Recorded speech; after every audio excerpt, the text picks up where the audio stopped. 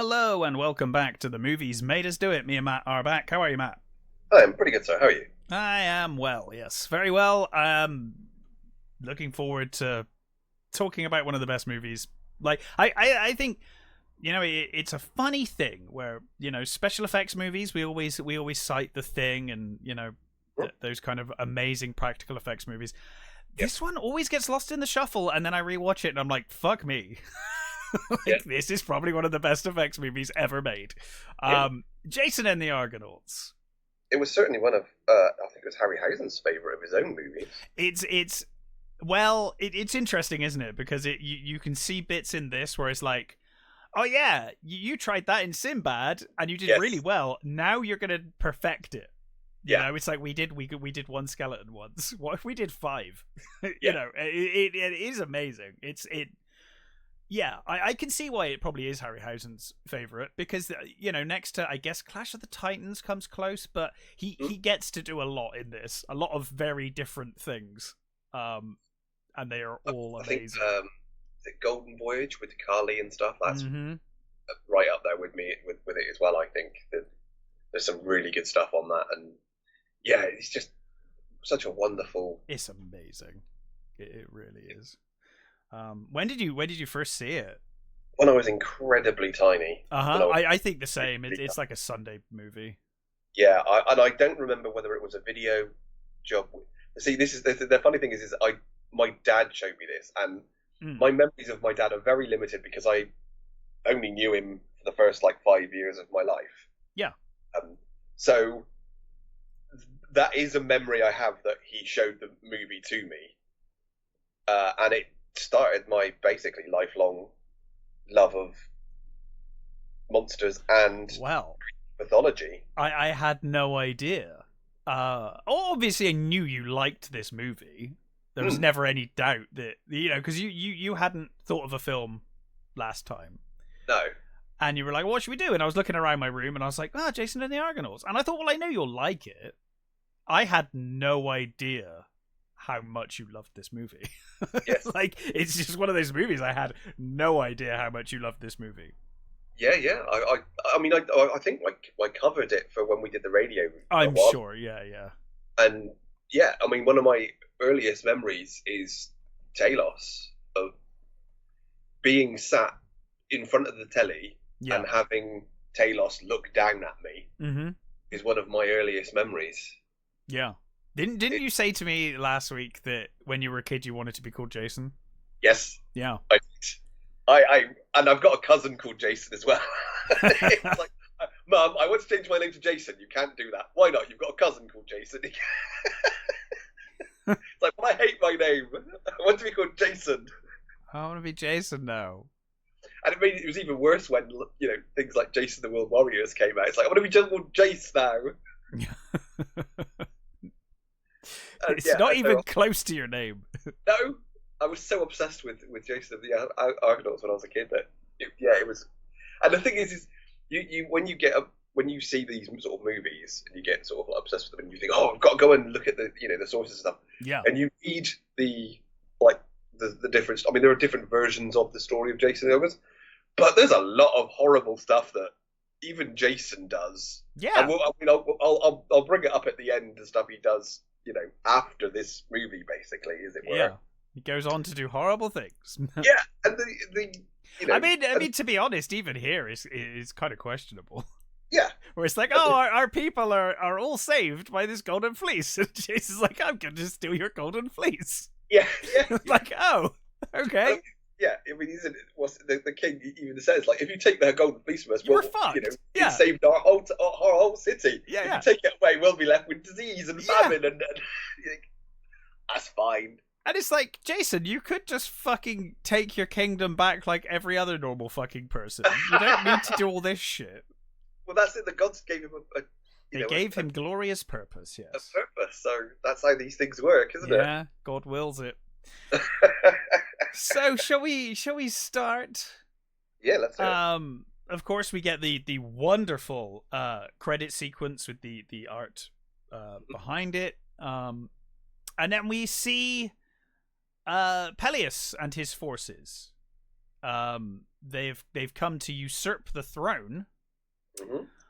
And he goes to the oracle. He does indeed, and must be nice just having an oracle. It's handy to have an oracle, especially an oracle that turns out to be, who he turns out to be. Yes, it's pretty handy. But yeah, it's just an asshole from the start. This man. Yeah. But yeah. So of course, I like the prophecy. He's the oracle is there, and he's saying, "Oh, I see this the golden fleece, and I see this, and this is it." Alice's response is just tell me about tonight. Stop fucking giving me loads of shit that I don't need to know. Yeah, and he's like, well, you will overthrow Thessaly tonight. Yeah. And he's like, yeah, you're protected by Zeus, and he's like, oh, okay, cool, I'm protected by Zeus. No worries. Yeah. And then he puts his sword down. He's like, well, I'm protected by Zeus. Fuck it. Yeah.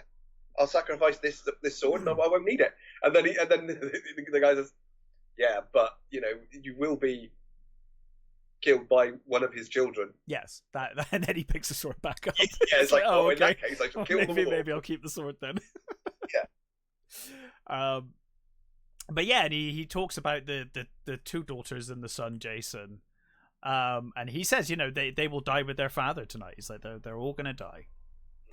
So of course the siege goes as to plan.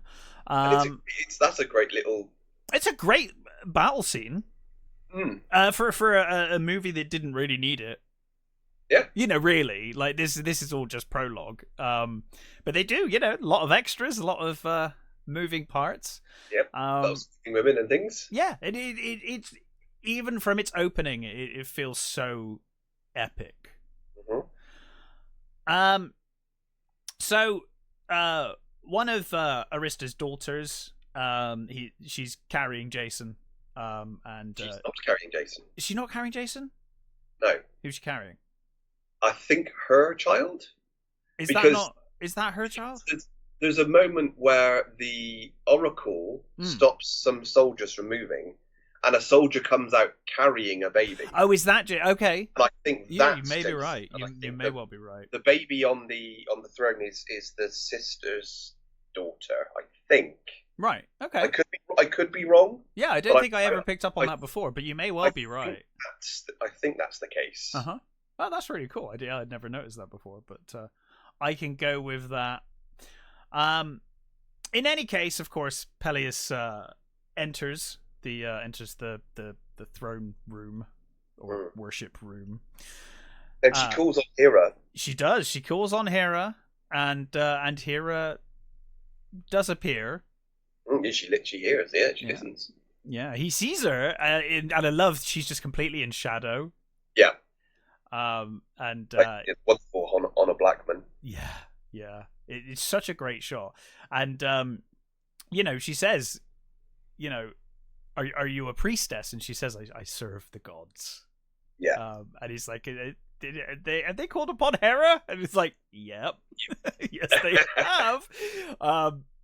And he says, well, the goddess has heard their prayer. And he's like, well, then pray for me. And just stabs her, immediately. He says about, well, the gods have, said that Zeus is supposed to be protecting me. Yeah, but that's the thing. He's like, it doesn't matter what god's here, because the fucking god of gods, the king of gods, is on my side. He says, the prophet told me this is. Yeah. And she says, no, the gods didn't push your arm. You did that yourself. Humanity does that. You're choosing. You're choosing to kill these people. The gods only suggest things. I mean, which is again strongly suggest at times. Exactly. They're definitely pushed. But yeah, I mean, the thing is, this is exactly how the gods should be shown. They are fucking childish in the way they like treat playing humans. their games. They play games, and whenever you see them in this movie, they're like, oh, we're playing some kind of chess, or like some with real lives. We're playing this board game, which obviously reflects real life. Yeah. Or the life of mankind. And so he's basically like, she's like, you will be killed by one, called Jason. Yep. And he's like, well, I'll kill Jason tonight. He's like, no, you can't, because if you kill Jason, you kill yourself. Yeah. And he wonders how he's going to know, and she warns him that it will be a one-sandaled man. Yep. That's the only information he has. And then of course we are introduced to the gods, aren't we? Because we go up into Mount Olympus. Yeah. And we meet Zeus and I love Zeus,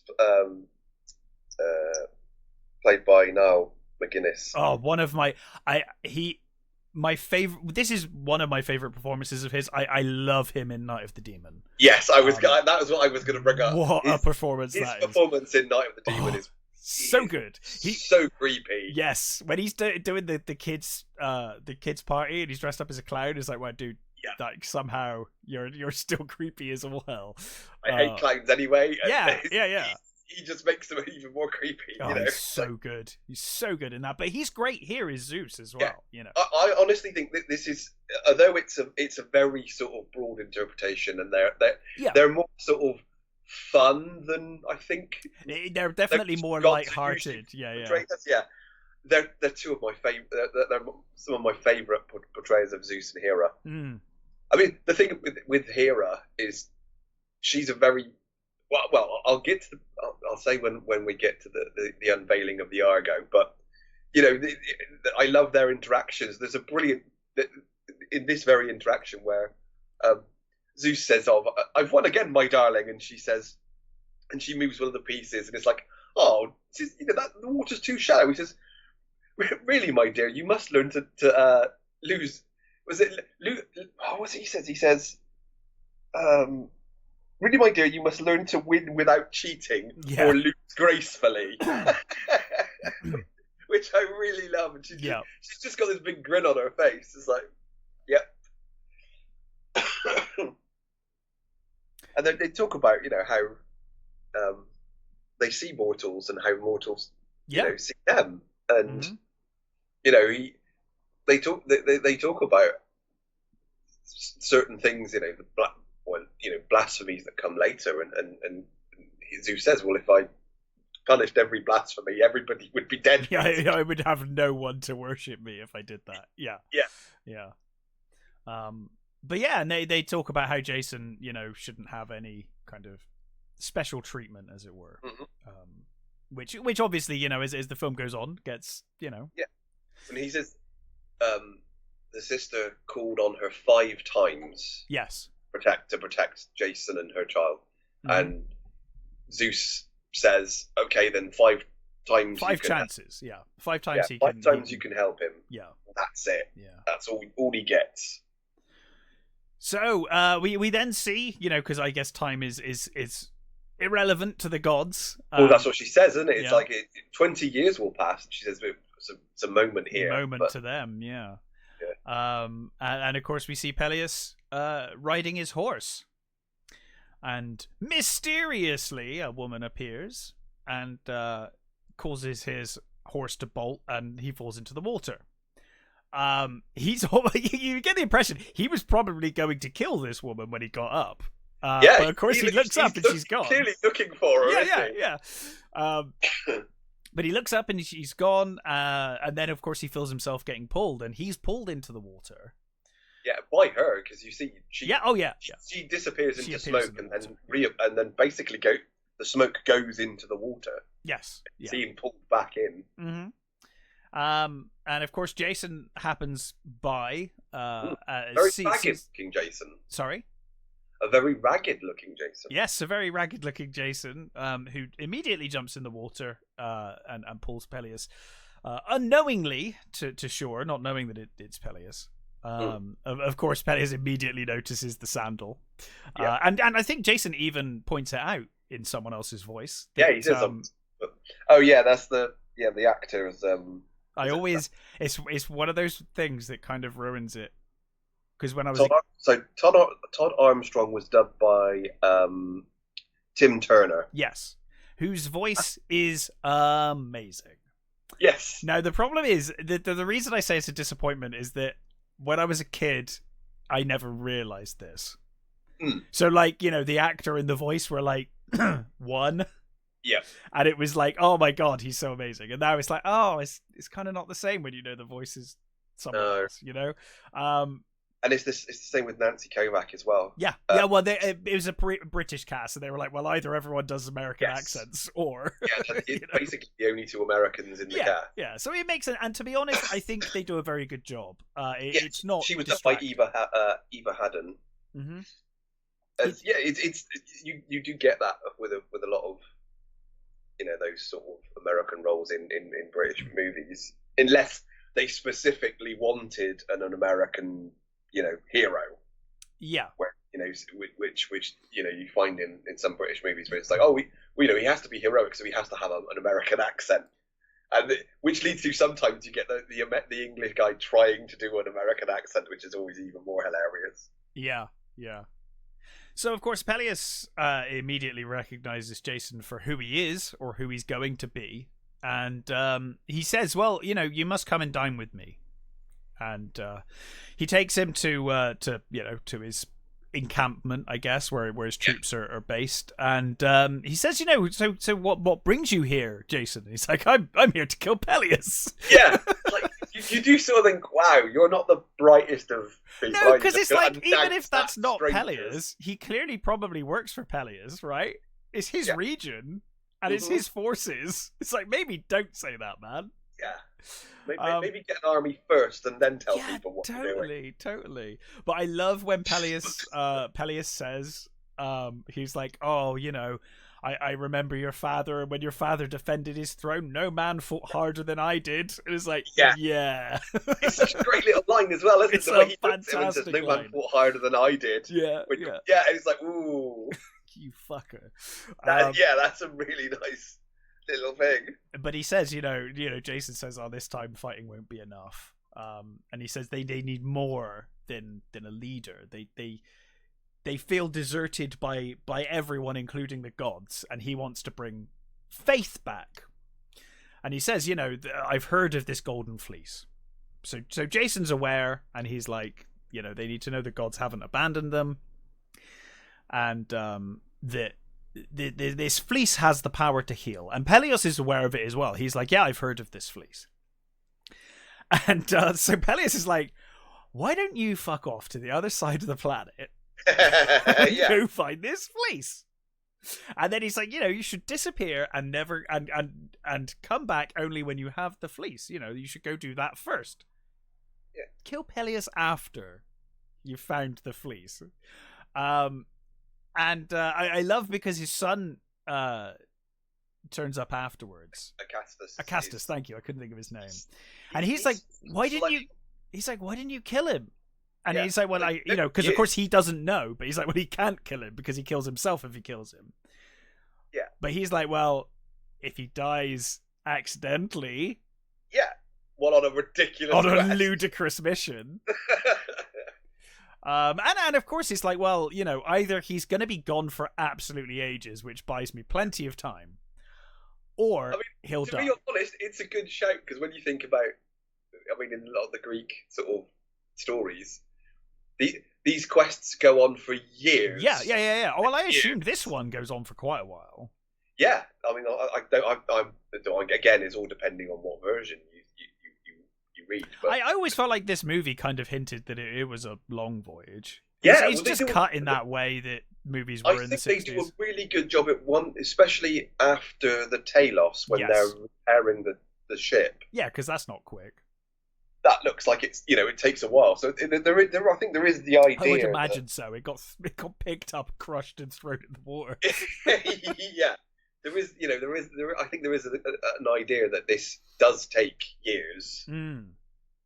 Obviously, it's just so truncated because of the movie. Yeah. And also this with the looks that Acastus gives, and some they establish very early on that Augustus is a piece of shit. Oh god, yeah, and like you feel like Jason is kind of vaguely aware of it, even to begin with. Yeah, but he's definitely got it in him, I mean, every opportunity Augustus gets, he undermines Jason. Yes. And I think you even often with the fakest layer of sincerity. Yeah. Every time he says something, you do see Jason's face. If you watch Jason's taking it in, looking at him, he's like, he knows he's a little shit. Yeah. And he said, the king says to him, you'll be with him, you'll go with him, so I'll know. I'll have someone to keep an eye on, sort of thing. Yeah. So Jason meets with the one of the prophets, right? Or he thinks he's one of the prophets. It is the area, the priest. Mm-hmm. And seems to be following the king around. Yeah, and he says, like, how do you plan to do this? And he says, well, I'm gonna get the greatest ship, and I'm gonna get together the people. You're gonna rally the people together, find the finest among them, and go on this quest. And he says, well, no one can tell you where the fleece is. Shouldn't you ask the gods? Wouldn't that make the most sense? Yeah. And he says that they won't answer the believers. Why would they answer a non-believer? He's like, there's no way they're going to answer me. But then, of course, he says, well, come with me. And he's like, Well, I like there's two little things here. So, first of all, they're in what appears to be just a grove, but you find out was a temple. Yes. Sort of an open-air temple. And there's a toppled statue of Hermes. Mm-hmm. And Jason turns around at one point and notices the statue of Hermes, and he says, Hermes. And the priest says, yes. Yeah. I like that, because it's nice. He turns around to his what? He says, he just says, this is the temple of Hermes. It's like, oh, yeah. It is. So it was. Sorry.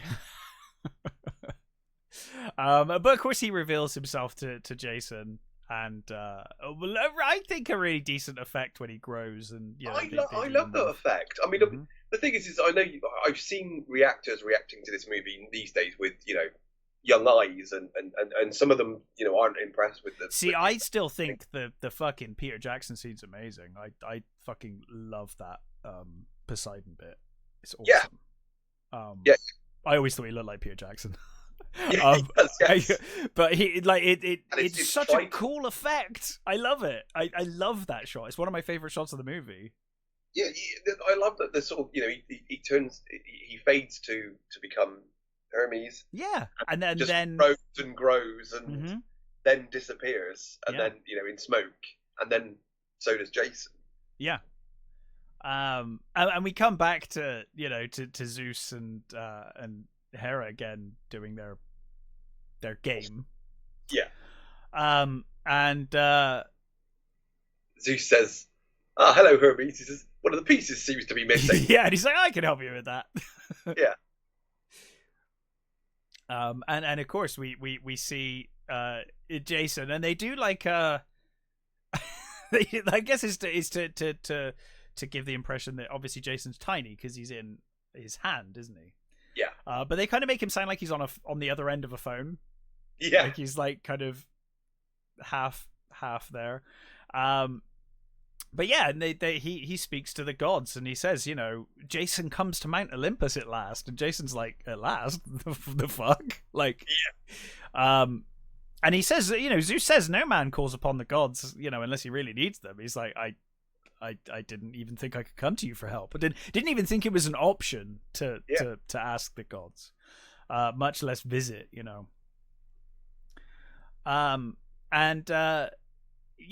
Zeus seems quite impressed with Jason. So it's almost like he sees him as a survivor, and I think honest. I think as well, where he's not trying to lie to Zeus or the gods. He's like, I didn't even believe in you fucks. Like, he says, and he does say, well, at least you're honest. Yeah, he's like more honest than most mortals, right, or something like that. Yeah. And he says to him, ask for help. He says, you don't even know where the fleece is. You're going to need a ship. Yeah. You're going to need men. He says, I can give you all that, and he's like, no. Yeah, and then Hera says, like, well, I can give you I can, she sort of says, well, I can only help you 5 times, and I know what you're going to ask. You're going to ask, where, what was it, the 2 questions? Because she says she'll only answer 1. Yeah, he asks 2 questions. Where is it? And I thought, where is the fleece, and what was the other one? I can't remember what it is. And Zeus says that's 2 questions. And she's like, well, I'll only answer 1, which is the where is it question, wasn't it? Or where? Well, I think the answer she gives theoretically answers, I think, both questions. Oh, God, I wish I could remember what the other question was. Yeah, that's really annoying. No, it's really annoying. But she says, I can answer this. So it basically just answers both questions. And then Zeus gets really curious, and he's like, what the hell are you going to do? Like, how are you going to get there? No ship can get there. And he's like, I will build the greatest ship ever. And he's like, how?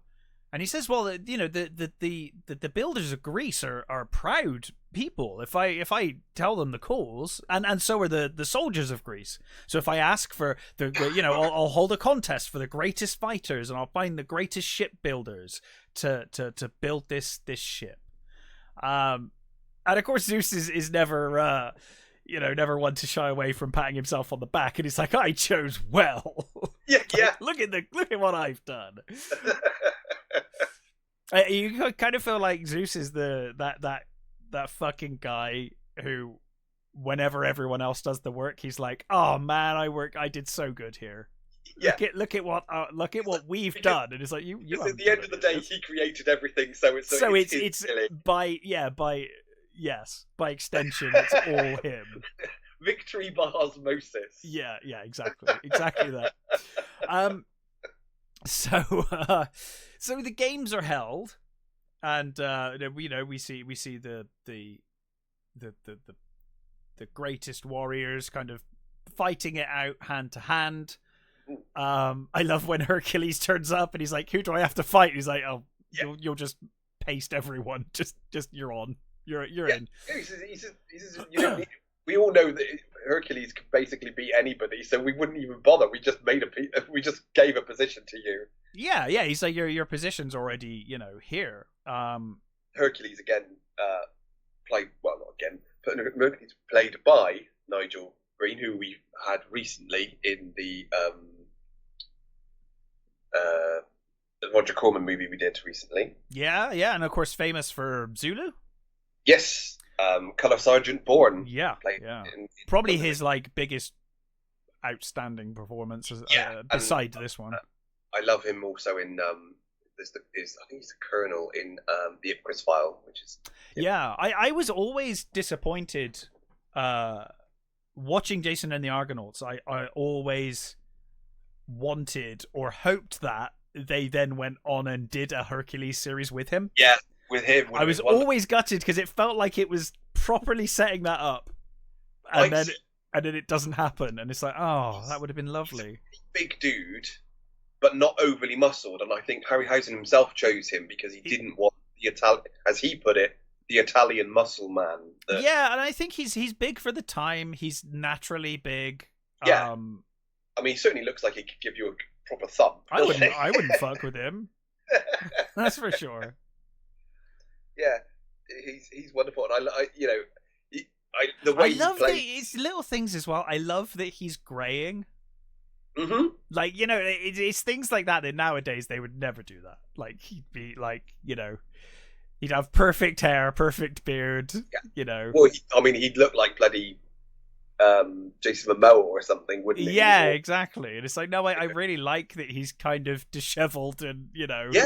Well, he's got the skin on. He looks different to all the others because they're all wearing plain tunics and things, and he's wearing this lion skin or he's I don't know whether it's supposed to be in lion skin or whether it's just a skin. And he's got this. He's the only one with shaggy hair. Yes, yeah. And he's got the full beard and shaggy hair, and he just looks different to all the others. And he's got this vigor about him. He comes in shouting and hollering and because the guy's like Hercules, and he's like, "Is here." Yeah. And then of course, is it Hylas that then does the discus throwing thing, which I really like. Hylas, I love that Hylas says, I turned up late to to the thing. Yeah, too. there's no place for me. Yeah. Yeah, I've missed my opportunity. He says, but if I can beat you, then I improve my worth, and that means I can get a place on the ship, right? Yeah. And Hercules like, yeah, sure, why not? It's like, nobody asked Jason this, but sure. Yeah, but you kind of feel like if Hercules agrees to it, yeah, no one's going to argue. Not really, no. So, and, you know, and of course, you know, Hercules easily throws the discus out to this island where no one's got it to the island before. And I like it. I don't know how he knows that, because Hercules has only just turned up himself. But Hyder says, you know, I figure the crew could do with some brains as well as brawn. And I like the way he says, you see that rock out there? No one's ever hit it with the discus. No one's ever like reached it. And Hylas says, so is the competition to hit it or to go past it? And I love the gleam in Hercules' eyes when he looks down at him. It's just beautiful. It's so cool. And the thing I really like as well is that obviously, so Hercules throws it and easily hits it. Yeah. Hylas does the skimming thing, the skimming rock, and he skims the discus along the water and it hits the island. Hercules is so pleased. Yeah. He's so pleased, and I love that. He's not bitter. He's not like, oh, you fucker. You know, do you know what I mean? Like, he's like overjoyed that someone's done this. He's like, that's brilliant. You're in. You totally got the job. Yeah, it's like, oh, you beat me by just with a thought. It's brilliant. He loves it. Yeah. So Jason has his crew. He just needs a ship. So he returns to the shipbuilder. And I always thought it was weird. The shipbuilder's like, so you've returned? And it's like, well, he was always going to come back. Yeah. Like, yeah, is there like a thought that he might have just, bailed? I don't know. It was a bit weird. But yeah, he says, like, this is a fine ship. And he's like, well, it's the finest ship I've ever built. But you might want to see the figurehead first. Yeah. And of course, Jason starts walking to the front of the ship. And he's like, no, it's back here. Yeah. And he's like, what? Like, why would it be back there? And of course, he just says, well, I just felt, it just felt right that I put it here. Something moved me to put it back here. Yeah. And of course, he reveals it. And of course, it's the massive head of Hera. Yeah. And he's like, yeah, no, he says, oh, no, I feel like I wanted someone friendly watching over us. Like, do you approve? And he's like, yes, because obviously he immediately realizes. Well, he says he says hero, and Argus says what? He says, never mind, doesn't matter. Yeah. And when, I love it when he says, I feel like someone friendly watching over, and he pats the chin and cheek, sort of like, lovingly. And like now it's like, when you're a kid, you sort of don't know, but when you look at all the stuff that Hera does. Oh God, yeah. Hera is does some. I mean, so does fucking Zeus, but they all do. All of the gods. The idea that they're all petty and horrible. Friendly Hera is. Yeah. I mean, in watching over you in this movie. Yes, she's far nicer than the rest. But yeah, I mean, they are bloody awful. All of them, really. A lot of what they do, they are to be feared more than It's like, well, worship pick the ones you want to worship, because they may give you a better time. But yeah. So anyway, they sail, and it doesn't go well. they sail out into the middle of fucking nowhere, and they're like, yeah, we're not getting anywhere. There's no water. There's no rations. We're running out of rations. We're starving. We're dying. It's seen as. It is one of those sort of weird ones where you kind of get the feeling that they've just gone. It feels like they've just literally just left. Yeah, I kind of feel like it almost feels to me like Jason's gone from non-believer to like, oh, okay, I totally believe now. But it's like, yeah, but dude, you still need to take provisions, dumbass. It's not like yes. I think that's the thing we were saying about the passage of time, and I think maybe they intend, because if they've got no food, they've got no water. I think the idea was that the passage they've of time been at sea for months or something. They've already used up all of their supplies. I think what it is. I think that's the intention, because because at this point, obviously he speaks to Hera and calls in one of his favors, and of course she tells him that you'll reach this island in a day if you go in that direction, and obviously that's not a day from Greece or whatever. That would be ridiculous. And Acastus when they're talking about running out of food and what they're doing, and somebody says, "Oh, we should turn back now."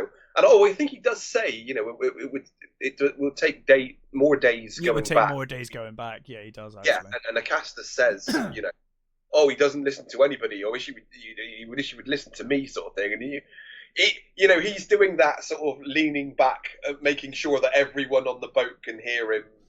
Yeah, but imagine if he did, though.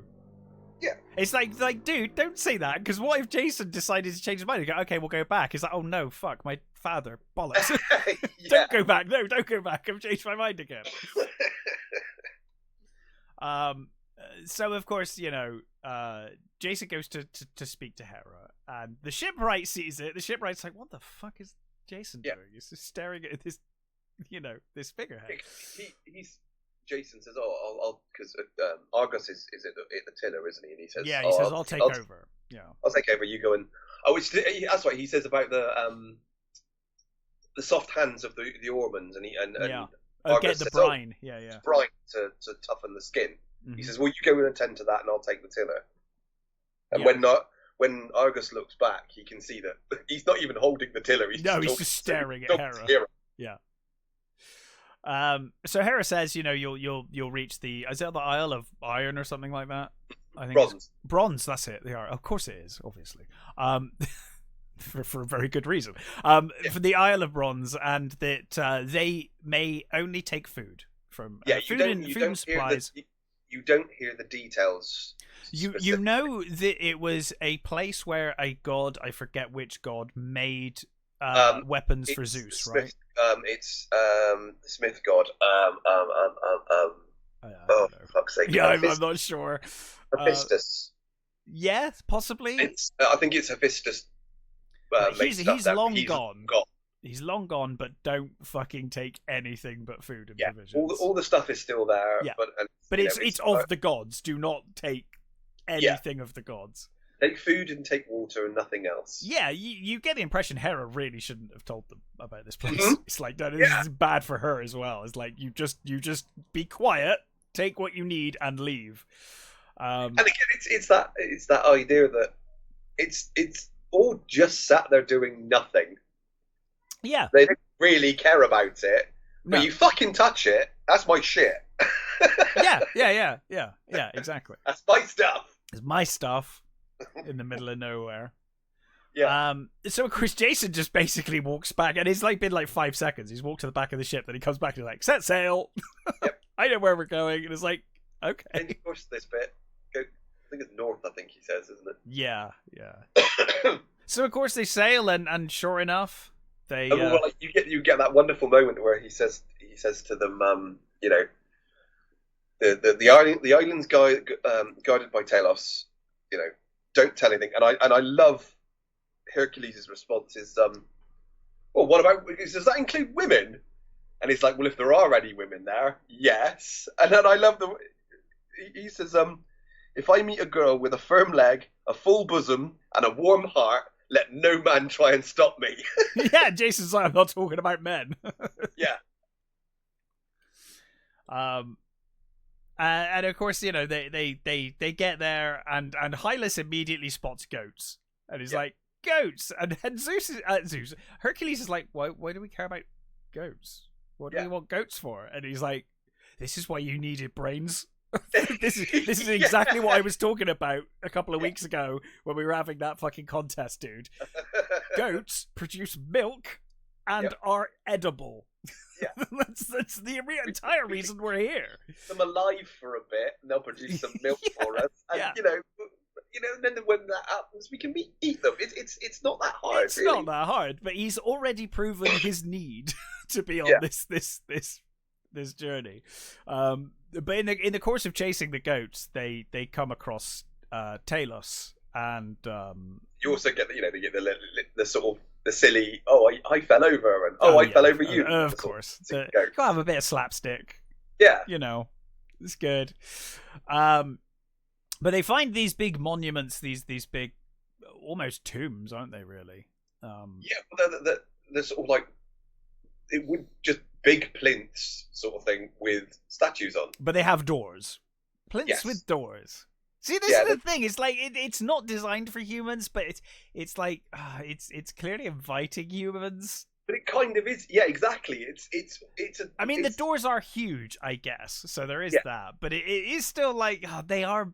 It feels like they put the temptation there. You know, it's like the temptation is there just to fuck with people. So you've been told not to.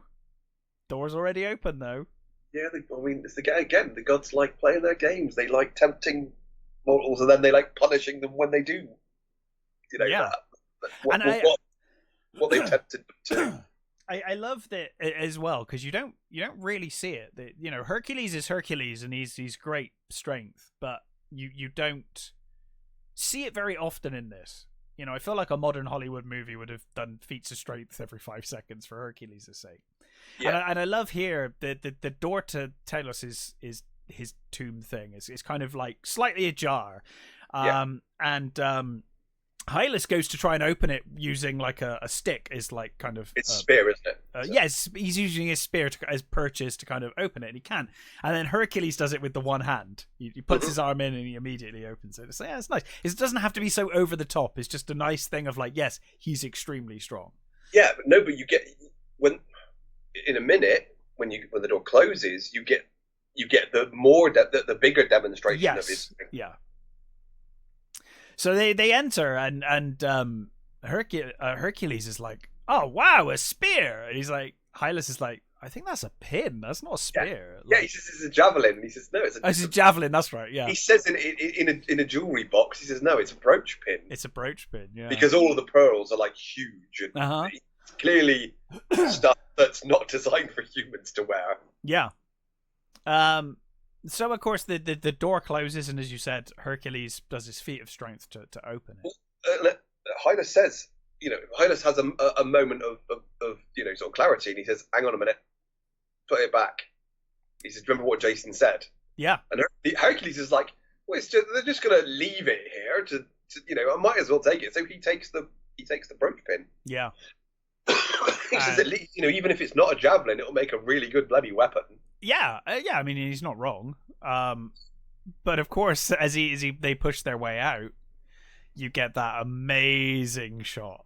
The shot when Talos' head turns. The feat of struggle. I like that he pushes on the door trying to open it, doesn't it? And then he does that thing where he claps his hands together and he blows. Yes. In them, and he sort of steadies himself, and then he throws his whole sort of being into that door. It's such a great little scene. Yeah. But then you get that wonderful shot when they're outside and Talos' head just turns. And you get again because he's like, "Oh, it must have just been the wind," because you hear that kind of creaking, don't you? Yeah, and what you get, that's the music swells as well. Yes, yeah. The Bernard Herrmann soundtrack is it's wonderful, isn't it? And I know it's the same. It's a similar thing with Horner in that he nicks his own scores from other. Oh yeah. But this. The Talos music is one of my favorite tunes. It's just great, and it's one of those weird things that whenever I think of Jason and the Argonauts, I think of that Talos sound. Yeah, the sound of the creaking Talos, the metal. Yes, the metal movement. It's such a great because you hear the movement and you don't see anything yet. Yeah, and they're sort of looking around because that's when he says, "Oh, I think it was just the wind."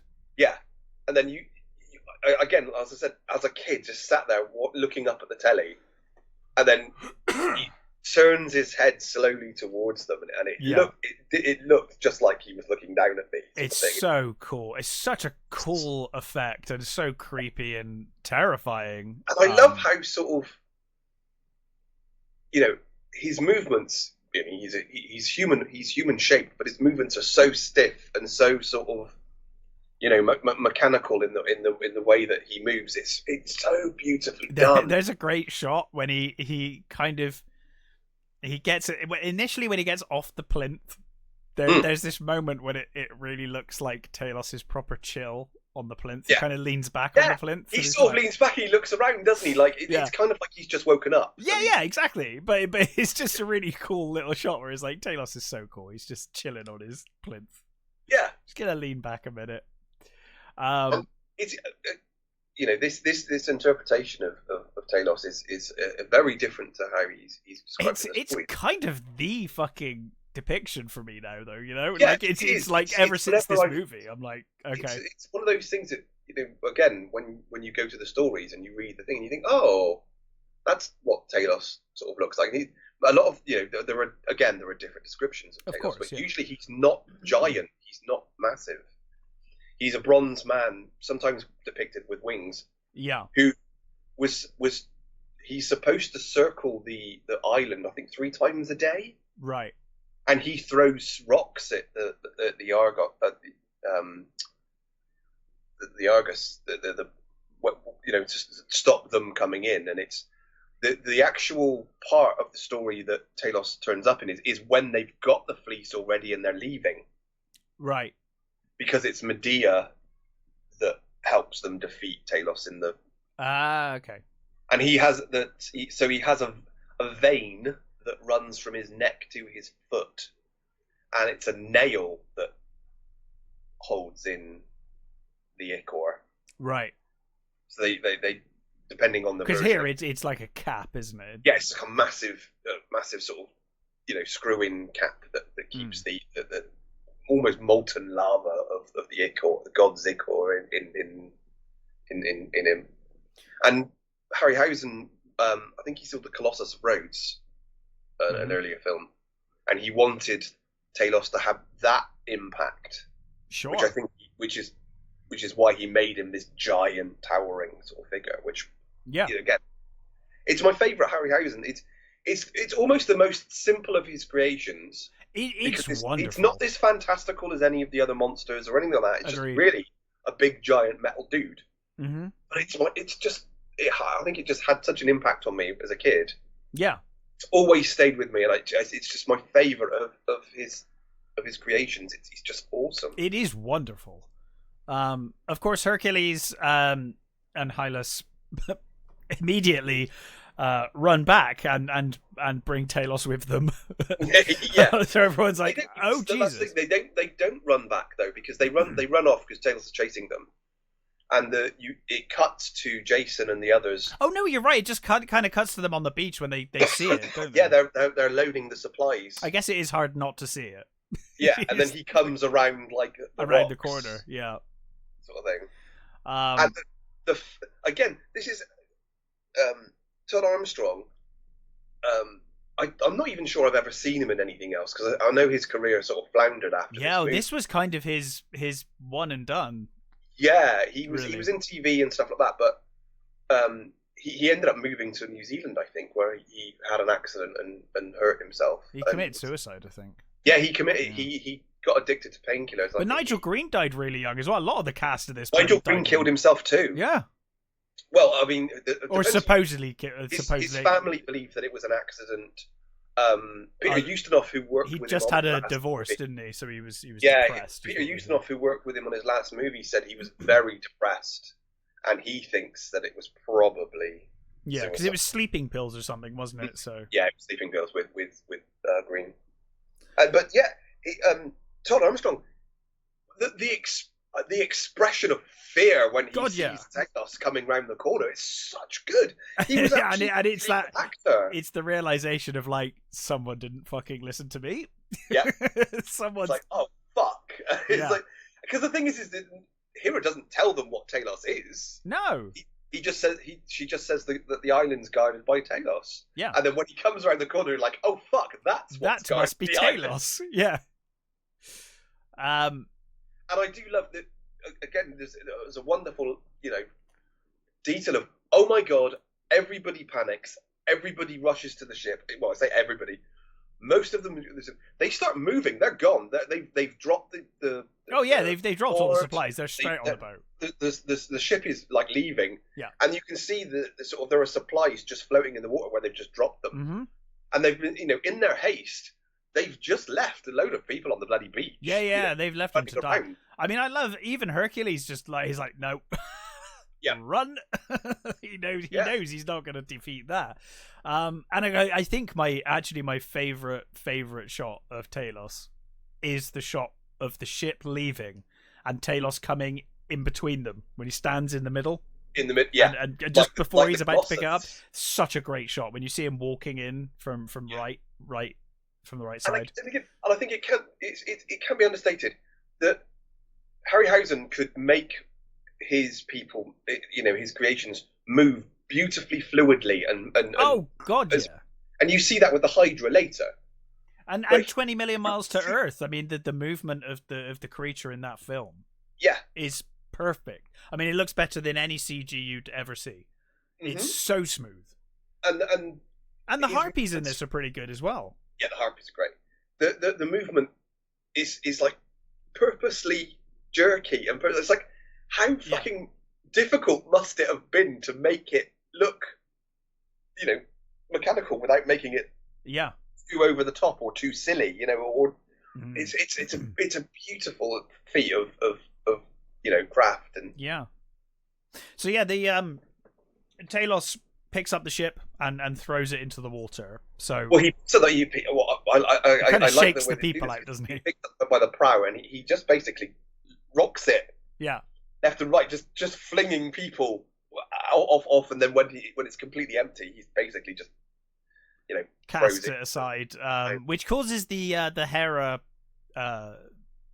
statue thing to kind of fall in the water.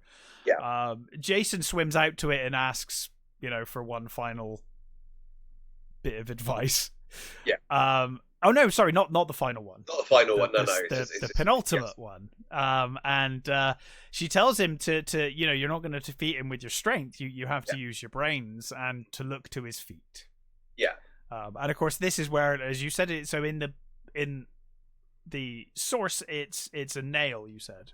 Yes, it's a nail in his heel that keeps the. But obviously here he's giant, so it's a cap that needs to be turned. Mm-hmm. Jason manages to see it when everyone else kind of distracts Talos long enough. Yeah, and I like it when they're on the beach and they're deciding what to do, and Jason goes behind a rock and they're all running away, sort of thing. And again, Acastus comes over and says, "What are you gonna do?" He says, "Oh, I'm gonna wait here, and while you lot sort of distract him." And Acastus says, "Oh, I shall do my very best to bring him to you." Yeah. He's like, "You are such a little shit, you're aren't not you?" even hiding your villainy, dude. Every sentence he says has got a fucking barb on it, and it's just brilliant. Yeah. So of course he sees the cap and he manages after a couple of attempts to turn it and release this, I like this kind of valve.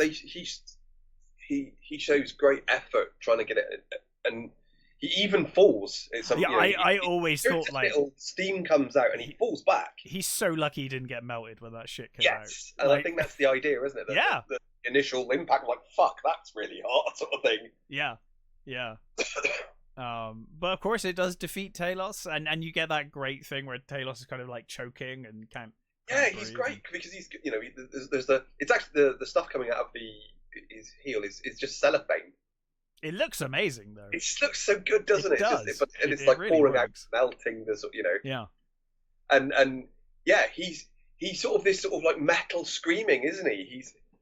He's got his hands around his throat like he's choking. Yeah. And then he sort of stands back, and you get the cracks start appearing. Yeah. In him, and now this is the point where Hylas the intelligent is not so intelligent in this moment. Well, so they're all sort of like they've all been throwing rocks and spears and arrows at Talos to distract him, and they're all sort of there. And when they see him sort of like stumble, they all leg it, and as they're running, Hercules drops the brooch pin. Yes. And they run away, and Hylas sees the brooch pin and says, "Oh, you left your brooch pin," and he runs back to get it. Yeah. And of course, splat. But no one sees it. No one sees it. They all saw him run when they all ran, so they knew he was with them. But they didn't see him go back. No. So yeah, Hercules refuses to leave. Basically, he's like, why is this boy got to suffer because of my huge mistake or my big mistake? Yeah. And he says, Jason says, take the night, we'll leave in the morning. will wait for you. And he says, you do what you want. I'm not leaving until I find you. Yeah, and I like that there's a lot of that sort of thing in this as well. The idea that people are being punished beyond what their crime is. Well, you get that with the Troughton character. He's punished for my transgression, and later on, when you get to Phineas, who is treated like absolute shit. That's one of my favorite lines of the movie when we get to that. Actually, yeah, they're like, I sinned, but I didn't sin every fucking day, every second, So I'm going to go on a little bit of a rant, a little sort of little detour and a rant here. So Hylas, in the stories, doesn't die. Right. He is kidnapped by nymphs. Oh, okay. And he actually ends up staying with them, and he marries one of them. In some versions, he becomes an echo, which is the echo that Hercules has come back to him every time he calls his name. Which is really, that's a really weird twist on that story. Yeah, that's really odd. But this is my side ramble. There is a painting by John William Waterhouse, one of my favourite paintings. It's called Hylas and the Nymphs. And it's a beautiful painting of a young guy leaning into some water, and there are these beautiful naked nymphs surrounding him. And it's kept in Manchester Gallery. Right. And a number of years ago, the curator decided to take it down. So she took it down, okay, and she put Post-it notes on it, and she said, "Oh, in the era of Me Too, we shouldn't be objectifying women like this, right?" This wasn't made in the era of Me Too, though. This was made. Yeah. So when was it painted? And she put these Post-it notes up saying, "Oh, leave your thoughts. What you think of my decision." And there was such backlash. And such why the fuck have you done this? Yeah, this is such a ridiculous idea that doesn't this go back to what Zeus said in this movie, where he's like, if I punished everyone who blasphemed, there would be no one left. It's like, dude, if you start taking all of your art and putting that thought process through all of art history, most of this museum's gone. Censoring of art, and it's awful. Yeah, and then I think within 2 weeks it was put back up. So it's just she asked. Side ramble from me, but I love that painting so much. It's I don't think I've seen it. I'll have to look it up. Yeah, look it up. It's John William Waterhouse's Hylas and Nymphs. Well, Waterhouse's big famous one is the Lady of Shalott. That's the one that most people know by him. Yeah, it's a beautiful painting of a woman on a boat, sort of coming along the river, sort of thing. That's a story of Lancelot. That one. That's a curse. But again, that's a side thing. But yeah, I just like that story, like that sort of thing, and it just appeals to me because it's Hylas and it works. It is related.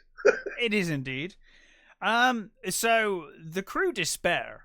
They're like, you're not going to leave our greatest warrior, and then someone else is like, we can't do this without Hercules. Like, what are you talking about? Well, again, Acastus is like, that's it, we're all fucked now. Yeah, of course he is. But everyone else as well, and they all agree. They're all agreeing with him. They're all like, well, that's it. We're doomed. What are we going to do? And he's like, do you believe the gods have abandoned you? And he's like, right, we're talking to Hera. It's like, right, follow me. Fine. Let's go speak to a god about this. I mean, as party pieces go, it's it's great. Yeah, it's like, oh, okay, fuck. So of course he speaks to Hera, and Hera speaks back, and they're all like, oh my god, it actually is like genuine. And she says like, Hylas is dead. Yeah. But Hercules, the gods have other plans for Hercules. Yeah, it's almost like it doesn't matter what you say to Hercules, he's going to go looking anyway. And he needs to, because the gods have a plan for Hercules that's not on the Argo. Yeah. And again, I always wanted that. as a movie or two. Hercules from this, this actor, that like a carry-on performance. I would have loved to have seen more Jason movies as well, like Sinbad. Well, that's the thing, isn't it? It made money in Europe, and I think, and Britain and New Zealand and places like that, but it didn't really do very well in America. So, which is all they care about. Yeah. So it wasn't exactly a cheap movie either. So oh god, no. But a wonderful one. I would have loved to have seen more. Yeah, I mean, and it probably would have exactly like Sinbad. It would have been a different bloody person every time, but you know. I mean, the thing is I mean, we'll get there at the end to see whether it would have been interesting to see what they chose to do with the story. Yeah, they kind of leave it open to. Yeah, because they've already changed. There was already changed a lot from stories anyway. Yeah, as you say, there are interpretations. I mean, there are many versions of the story anyway that have details fudged. I mean, even things like details of characters' parentage changes from telling to telling. Yeah. I mean, sometimes, I can't remember specifics of Jason, but there are certain heroes that, we're either the son of this god, or they're just the son of this king. Yeah. And I think that's one of the funniest things I love about the crew of the Argo is that at least half of them are the sons of kings or gods or anything. Bloody hell, Greece had a lot of fucking kings, didn't it? Yeah. I don't know, it was all city-states and stuff, but you just think the amount of people that are the sons of kings in these things, you think, just how many states were there? Yeah. Like 1,000 states in Greece or something. And a lot of kings that were more than happy to send their kids as far away from them as possible. Yeah, you go find the Golden Fleece, son. Off you go. Bye-bye. Yeah, because, again, half of them are like, oh, you'll probably end up getting killed by your kids, so... Yeah, exactly. So Hera also tells them to seek out the blind seer. Mm-hmm. Who, of course, is Phineas, because he knows the way to. Is it Colchis? Colchis? Colchis, yeah, Colchis. And so they head off in search of him, while Hercules heads off in search of squished Hylas. Yeah. So we see Phineas, played by the ever wonderful Patrick Troughton. As he is being, he's trying to eat bountiful food, which again, you can almost guarantee the gods have provided for him to not eat. Yes. Because it's this amazing spread that's like constantly there that he just can't eat. So again, he was a king. Yeah. And he had the ability to see prophecy and misused it, is what he says, isn't it? Yes. Yeah. He was, again, depending on the version. Oh, sorry, in this movie. Yeah, depending on the version, he somehow misused his gift, and that's why he's punished. Yes, but he feels in this movie he's like he feels that he's unjustly punished because he said, I didn't misuse my gift every day. Yeah, and yet I'm tormented every day. He says, Zeus, why? I know I misused my thing, but I didn't do it every day, and why is it you punish me every day? Yeah. So the punishment is that he has this amazing food put out. Well, he's blind for one. They blinded him. Yes, I think he might have blinded himself, or maybe he blinded himself. Again, that depends on the version. But he has this amazing spread of food put out every day, presumably by the gods. It's there anyway. Yeah. But anytime he tries to eat from it, these harpies, these kind of bat-like creatures, come down and just start fucking with him. Really, they're really they're not murdering him or anything. They're just kind of pushing him around and just being assholes, horribly tormenting him. Yeah. And then eating all his food. Yeah. Well, that's the thing, isn't it? As soon as the food's put out, they turn up and eat the food. So he has they give him kind of long enough so that he'll stay alive, so he can have a little bit of food. Yeah. But not too much. And this is the first appearance of Troughton in a Harryhausen movie. Yes, is it the first one? Yes, because he's also in the Eye of the Tiger. Is that after this? Mm-hmm. Oh, okay.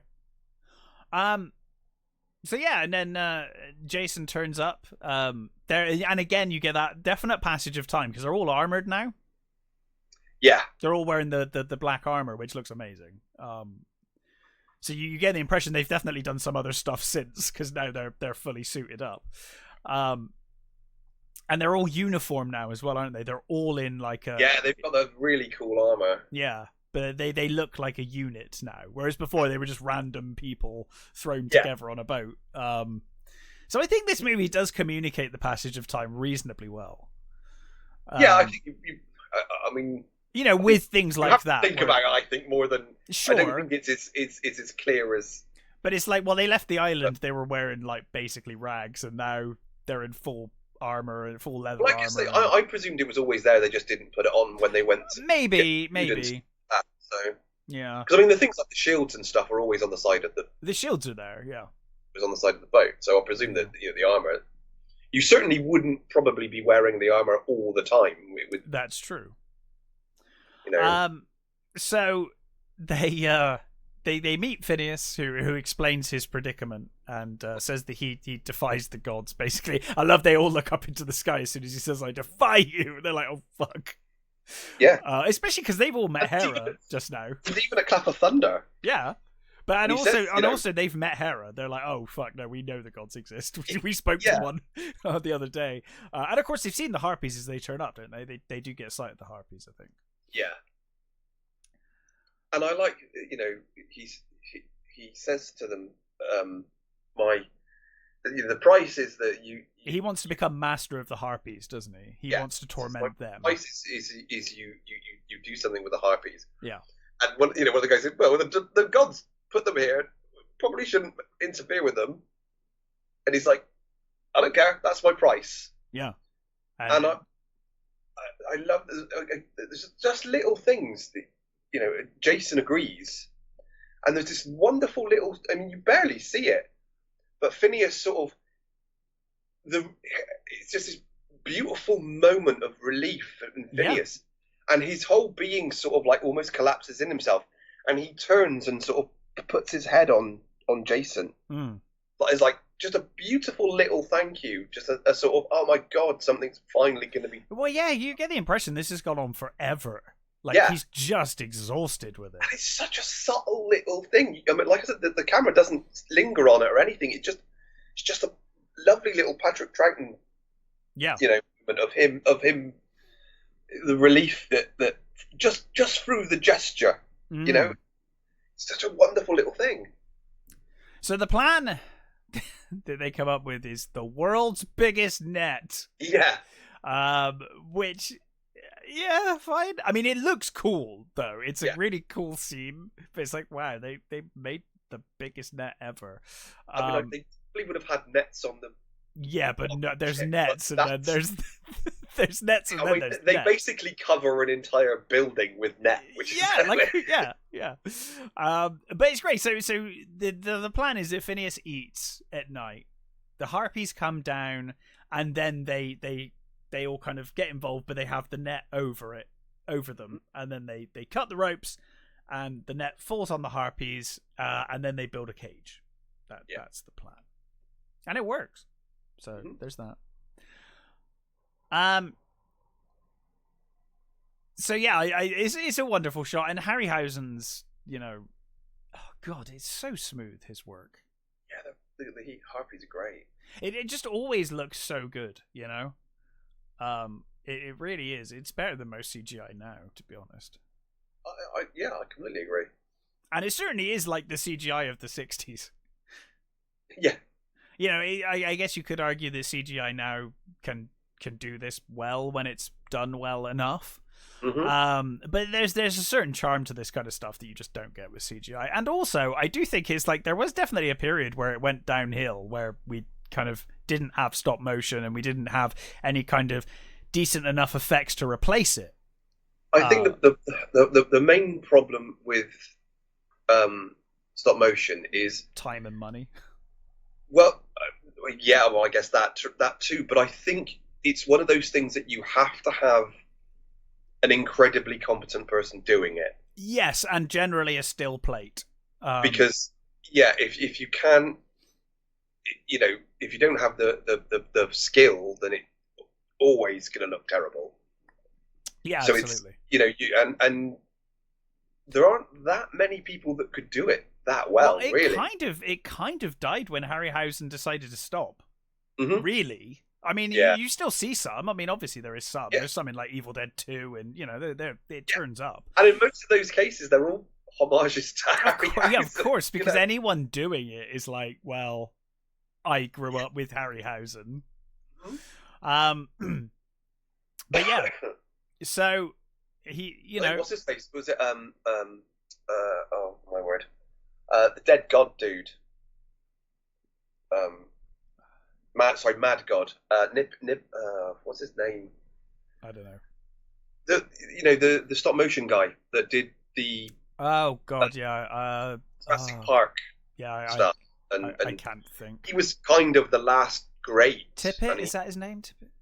Yeah, it's something like that. I can't remember. It's if you haven't seen Mad God, highly recommend it. I think we both we both praised it massively when we saw it. It's incredible. Yeah, he's kind of the sort of does seem to be like the last bastion of that sort of stop motion thing. Yes. And yeah. Mad God, what a fucking weird. I mean, it will make you feel grubby watching it, but it's such a wonderful. But that's kind of the intention. Yeah, it's such a great movie. It's so well done, and he's Phil Tippett. Phil Tippett. I knew it was Tippett. I'm sure it's Tippett.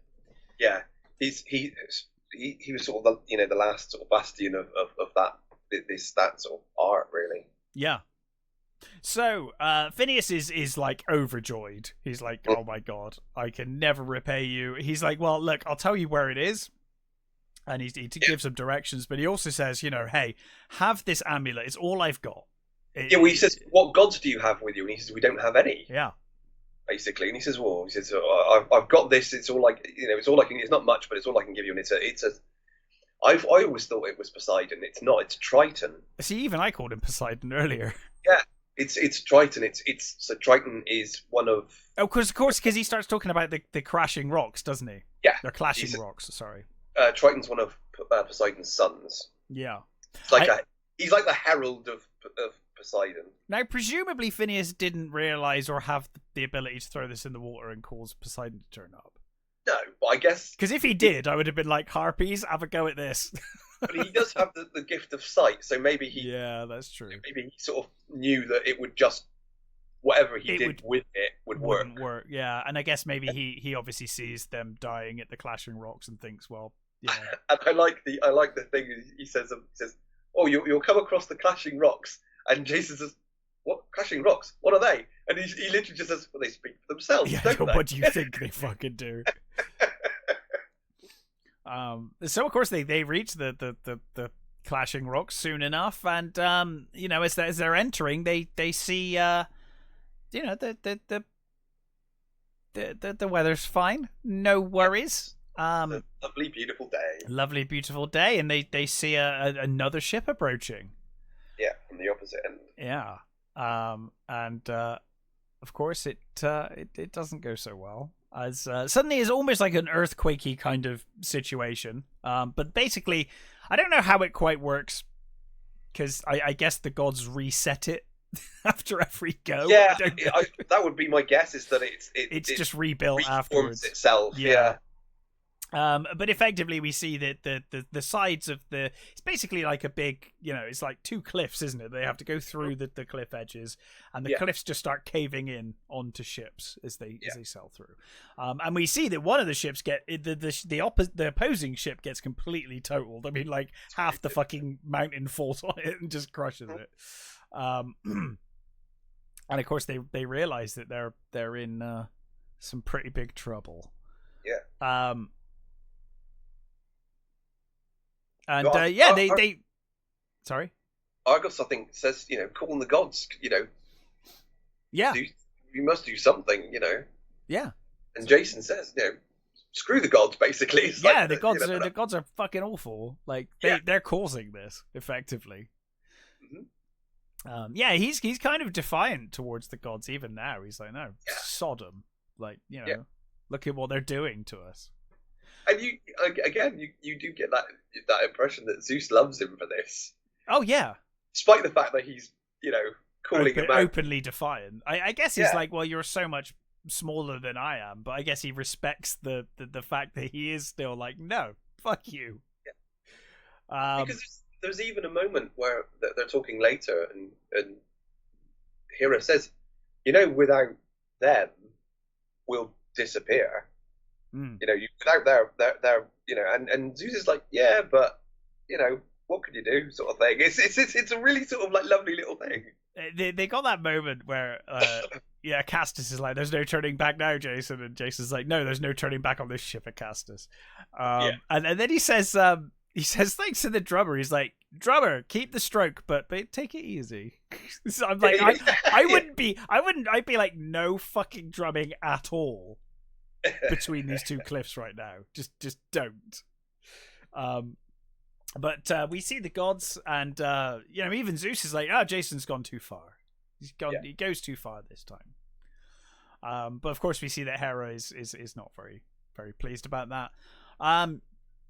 They start to row through, and it seems like he's going okay for a little while, but it's quite calm for a bit. Yeah, I guess there's like a certain point you reach when it kind of sets it in motion. To give you a false sense of security. Yeah. Dramatic tension. But yeah, so sure enough, the rocks start falling in on them. Not onto the ship, luckily, but on either side, and everything's getting rocked about, and they're getting flinged about. I think some of the crew fall in the water, but they even suggest, they're like, "Oh, turn back," and he's like, "No, we can't turn back. We're fucked now." Zeus is playing the game with Hera, and she's like, "Well, I've only got one move left."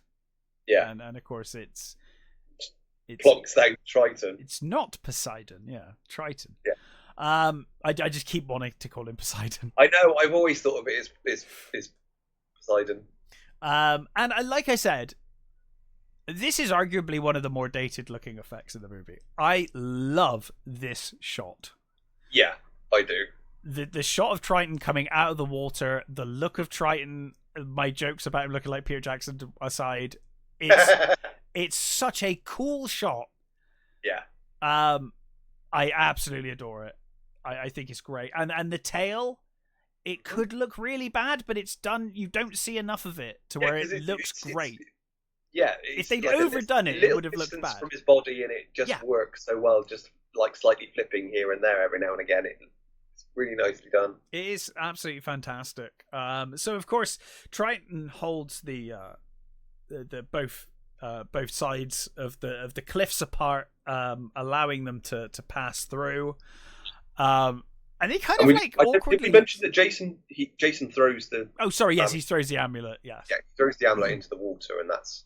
Which again kind of plays on this idea of like, oh no, the gods don't control us. You have your own choices, and it's like, but she said that was her piece to play, and then he did it. Yeah. It's almost like, are you controlling it, or like basically summoned them?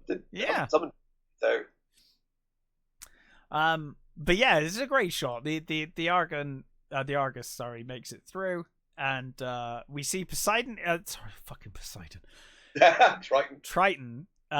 He kind of turns back to. He looks kind of annoyed at them as he kind of disappears into the water. Yeah, it's that sort of look very happy. Of a sort of a grumpy dude who's just been woken up from a nap, and he's like, "Yeah, you done now? You gone? Right? Yeah, I'm going back to bed. Sod off." But yeah, they made it through, and like I said, one of my favorite shots of the movie. I think is wonderful. Yeah.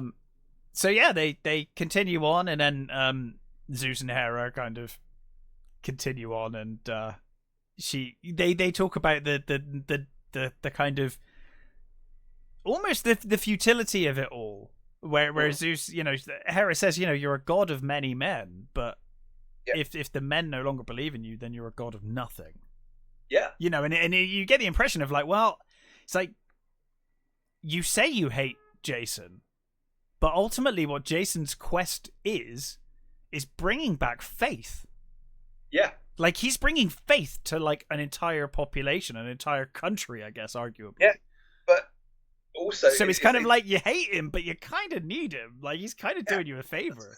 He kind of loves him because of what, because not only is he's bringing the faith back, but he's also showing that in some respects, I mean, you know, he despite the still asking for help and that, he's, you know, Jason says at one point, I hope one day we'll live without the gods. You know, I hope that we'll do everything on our own. Mm-hmm.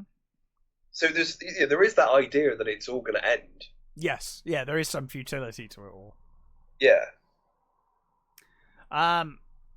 So in any case, they rescue some of the crew from the other ship. Something that they spot. I love that somebody like points out amongst the debris that, hey, what's that over there? And I love that the camera goes to Jason, and he doesn't even like look.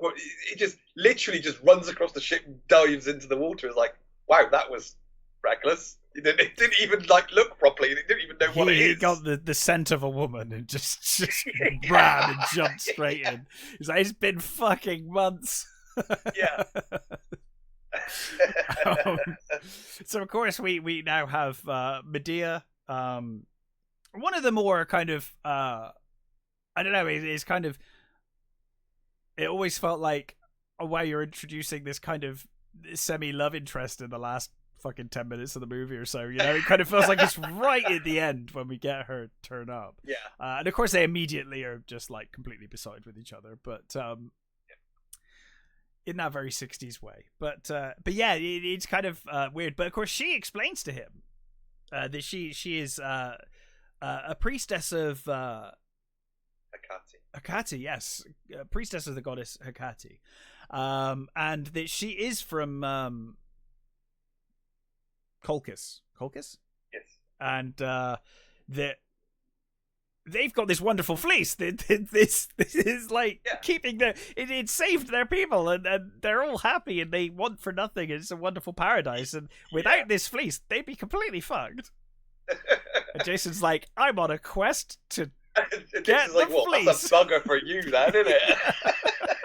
It's like, well, I should have let you drown. But of course, they continue on, and the next day they come across the island, and you get the great confrontation between Jason and Acastus, where Acastus is like, we should go at night. And Jason's just fucking had enough now. He's like, I have put up with your backstabbing for months. He's like, I've put up with your shit. I'm done with you, Starscream, for having this out right now. Yeah. And he's like, right. Doesn't he say like, oh yeah, at night, and then there'll be a javelin in my back? Yeah. He says, and during the night, during the attack, a spear will find its way into my back. Yeah. A Greek spear will find its way, to my back. Maybe from you. Yeah. Yeah. And of course, this starts a sword fight turned fight. Eventually ending with Acastus being disarmed. And I love he jumps into the sea and they're like, "Yep, he's dead." Yeah. It's like, no, he's definitely dead. No one could survive jumping into the sea. The Argonauts goes after him, and Jason says, "No, don't." But it's too late. He's gone over, and you do get there's like a tussle in the water. Yeah. And of course, Castus kills him. Yeah. And they do. They're not going to win any detective competitions here. Of course, it's slashed and bloody. It's like, yeah, he fucking killed him. Yeah. He's obviously still alive. It's like, clearly. Nah, it's fine. The water obviously took him. No, that was sharks or something. It was a coincidence. Yeah.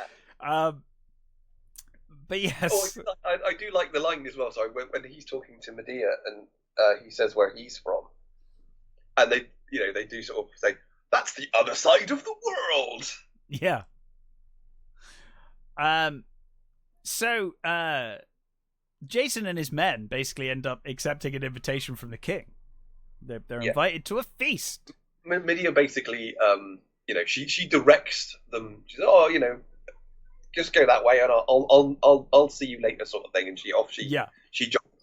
And there's a shot of her departing, and I mean, I will say, Nancy Kovacs, bloody gorgeous. Yeah. And there's a shot when she's walking away, and she's in this little dress, and her waist is so tiny. I think I could probably get my hands around, her waist. It's such an amazing shot as she just walks up. You think, how the hell did they sew her into that dress? Yeah, don't breathe.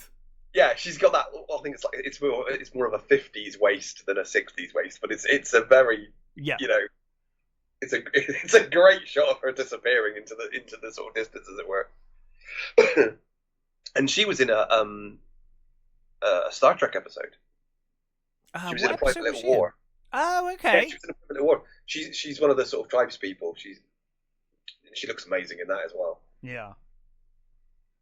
So of course, Jason and co. They're like, oh well, a feast.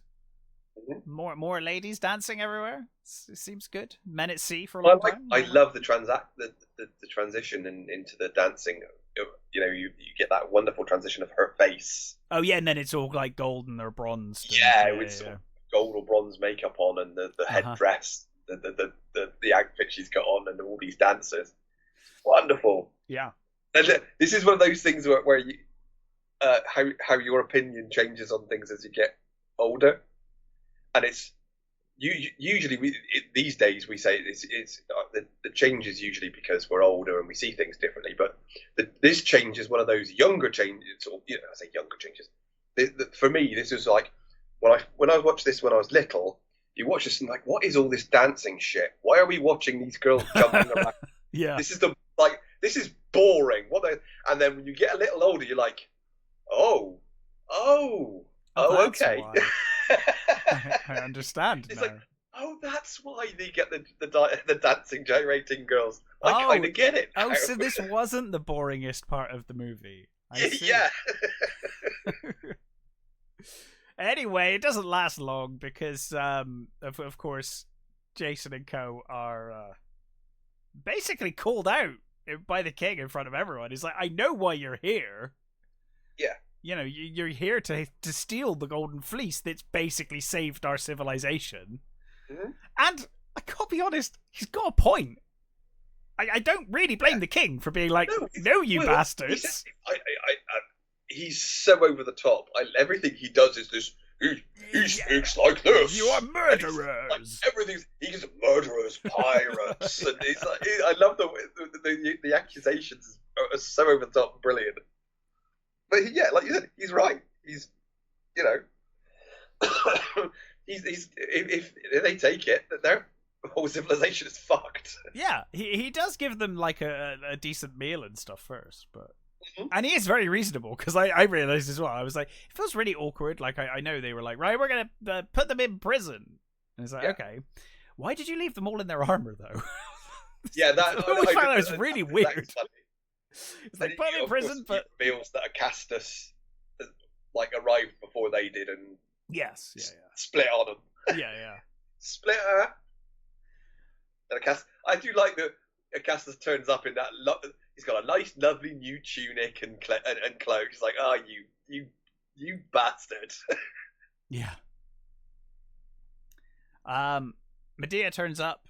She basically tells him.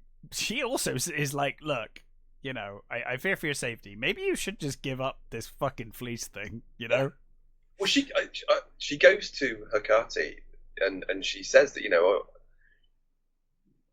if I do this, if I help him, I'll be betraying not only my people but my god. Yes. The god that I'm the head priestess of. Yeah. And she said, but I love him. It's that whole the thing. And in the stories, she is basically influenced by, I think it's Hera. So her love for him is kind of because the gods made it that way. Yeah. Yeah. And she sort of she ends up drugging all the guards, doesn't she? She mixes up sort of. You don't see that. You get told that they're all asleep because. Yeah, you get told that when Jason and her enter the room with the rest of the crew, they're all like armed with sticks and stuff. So either they were left in a room. They pulled apart or something. Yeah, I guess they were either left in a room where they were easily able to arm themselves, which was really bad on the king's part, and they're very fucking incompetent, or she drugged them and gave them the weapons beforehand. But they seemed surprised to see her, so I think they just armed themselves with what was in the room. Yeah. So this king and his fucking guard just let them keep all their armor, put them in rooms where they could fashion weapons. It's like, you're not very good at this, are you guys? You could be very generous and say, well, they're such a peaceful people that sure. They're not used to having prisoners. I mean, which would be utter bullshit. But yeah, I do love that. The guard goes to the king and he's like, they've escaped. They've all escaped. I found that the guards have been drugged. Yeah, and they were all passed out when I got there. Jason's escaped with his entire crew. He immediately goes, it must have been a Castus. Yeah, but then he's like, well, that doesn't make any goddamn sense. And then he's like, oh god, it was Medea. And I love that he didn't immediately jump to it being her. He was like, immediately he thought Castus. Yeah, he says, oh, I saw the way she looked at Jason, during the feast. So he puts. But I like that at first he does think it's a Castus, and then he's like, well, logically that makes no sense. Why would he help him? That doesn't work, And I do like the way as well when the guard comes in. It's after the feast. Everybody is asleep. They've all, clearly had their fill, and they've all. Yeah. But he's sat there brooding. He's the only person in that entire room that's awake and sat there. Yeah. With it. And it's a great shot of him. It is. Just sort of sat there with that big broody brow of his. Yeah. Yeah. Jack Gwillem, who plays Aeneas. He goes on to play Poseidon in Clash of the Titans. Yes. Just another. And he's great as Poseidon as well.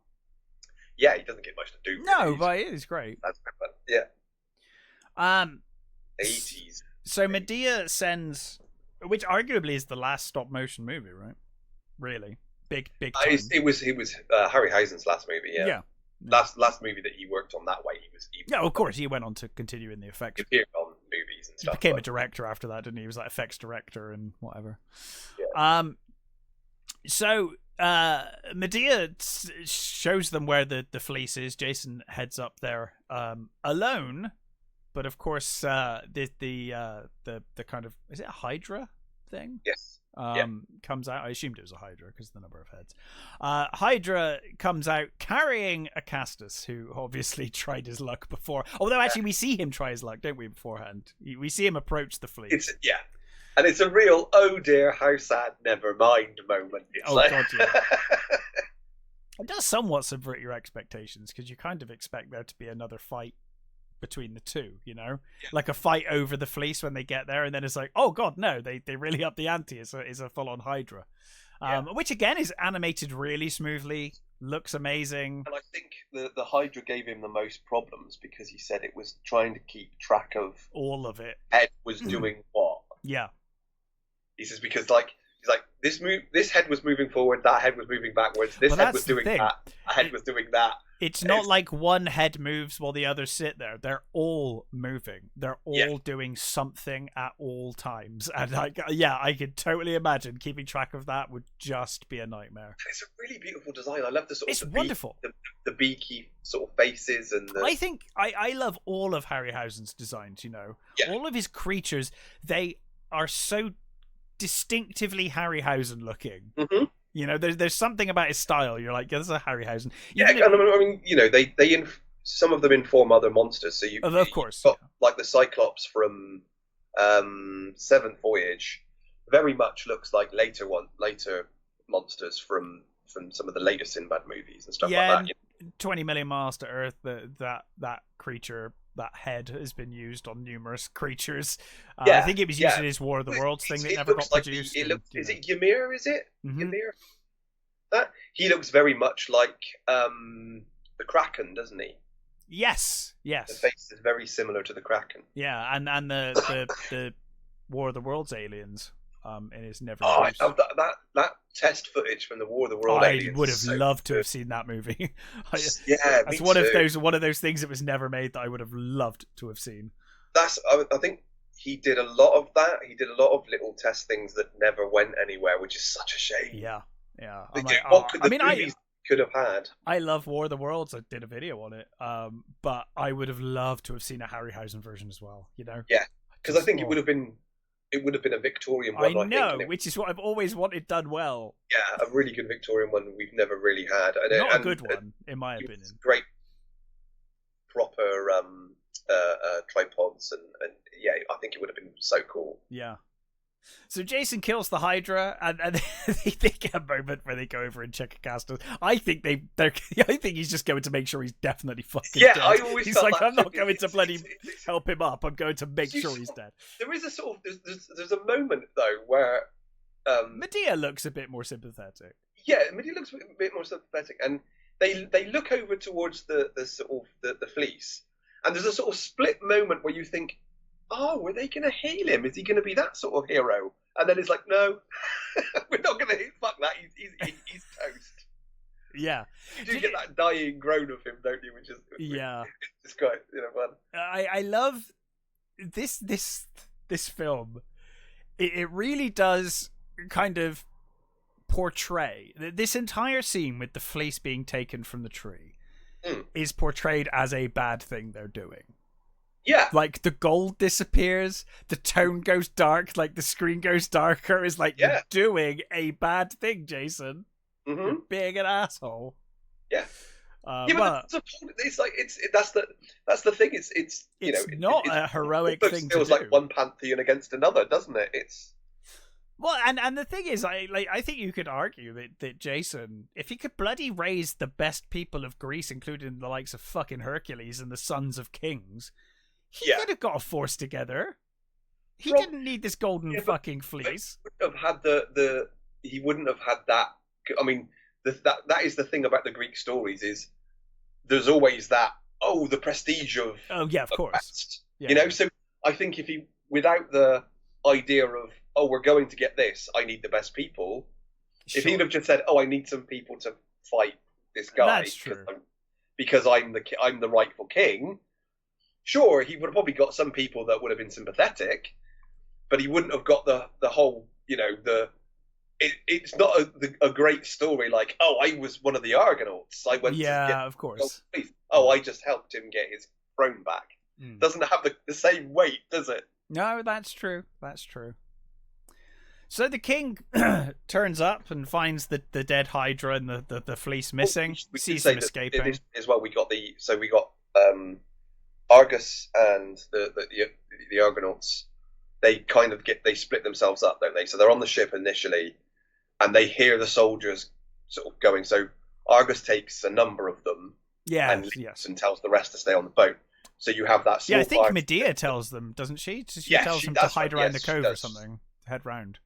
Yeah, she turns up, and so they go, and that's what they turn up to the thing. So there is that small group that's separate from the rest of the Argonauts. So the king turns up, sees the Hydra's dead, and the fleece is missing. He prays to the gods, and basically asks for vengeance. Of darkness. Yeah. And the children of the Hydra's teeth. Yeah. So they take the teeth of the Hydra after some meteors or something hit him. I love that. Those meteors that basically melt all the flesh off the Hydra so that it's just bones. Yeah. So he takes the teeth, and he's like, against the teeth of the children of the teeth of the Hydra, they stand no chance. Yeah. I think depending on the version, the soldiers of the Hydra are either just fully armored men, or they're like rotting zombies. And apparently Harryhausen's original plan was to do the rotting zombie versions. The skeletons were originally designed to have flesh on them that was falling off. And I think it was decided that's a bit too gruesome and grim. Can we just have skeletons? And he was like, I have some experience in doing skeletons. Yes. In fact, that saves me doing. That way, I only need to make 4 of them. Yeah. Well, I think it's 7. Is there 7? Oh no, 7. You are right. There are more than that. Yeah. Yeah, I've got one already. Here's one I made earlier. So is the escape? Medea is shot in the back by one of the king's archers, falls to the ground. Of course, Jason is with her, and he says to I think it's the ship, right? Isn't it? The Argos, Argos. He says, give me the fleece. It's got healing properties. And of course he uses it, and sure enough, it does its job. As the other guys kind of start fighting the guys, the king's men back. But yeah, the fleece's powers activate. Yep. And you get some shots where it's clearly just fucking like a rug with some tinsel in it. but whatever, it's fine. Yeah. It looks great until the close-up shots. It's the close-up shots of Medea. Really yeah, the head's amazing. Yeah. But the actual fleece itself does look like they just chucked some tinsel in a rug. Yeah, they got it from a shop and chucked some glitter on it. Yeah. So the king's men eventually make it to the top. I think quite a few of them end up getting punted off the cliff before they get there, but eventually they get there, and the king, takes the Hydra's teeth and throws them. And I love there's that pause where it's like, is anything going to happen? It's like the king's kind of like, wait a minute. They're coming. Again, it's the music stings. Oh, you get it's that amazing. And it's just like the anticipation. Yeah. And they're all just sat there. They stood there like looking at the ground. And he goes, "They're there!" And you get the springing up of the skeleton through the ground, with the sword and shield sort of thing. I do feel like when they threw he throws them on the floor, and it's like it takes 20 minutes for these things to turn up. I would have just ran straight away and just been like, bye bye. I'm not waiting around to find out what comes out of the ground. I fought a Hydra today. Fuck that. I'm leaving. I've done my bit. But yeah, so of course the goes without saying.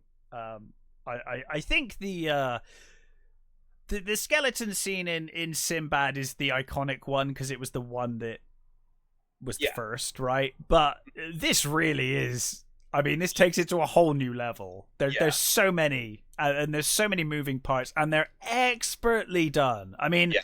I can only assume they've all got little quirks and things. They do, yes. They've all got their own little thing. Yeah, head tilts and little sort of backward steps and things. They're wonderful. And I love again. He teases sort of over the top, sort of. You get that kill them, and he's kill them all. It's like, wow, dude. You came straight from the fucking theater, didn't you? Yeah, you really did. Wonderful effect shots, and I assume they filmed the fight first, and then Harryhausen animated them in after. I guess he was like, do this kind of fighting, and then all of the movie was filmed. And then then Harryhausen spent fucking years in a darkened room. And so this particular fight, so they practiced with stuntmen standing in for the skeletons. Ah, okay, that makes sense.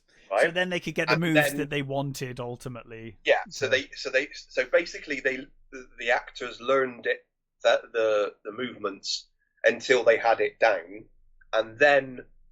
They filmed it with no one, with no stuntmen, and just them going through the movements that they'd all remembered. They'd all hopefully become second nature. It'd been drilled into them.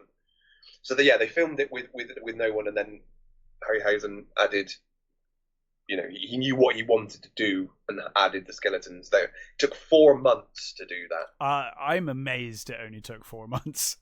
It looks like I would spend the rest of my life making this. It's he'd get seconds of film a day. Yeah. It's so great. Well, I mean, and it's not like you would logically be like, okay, there's like 7 of them, and they're going to be fighting.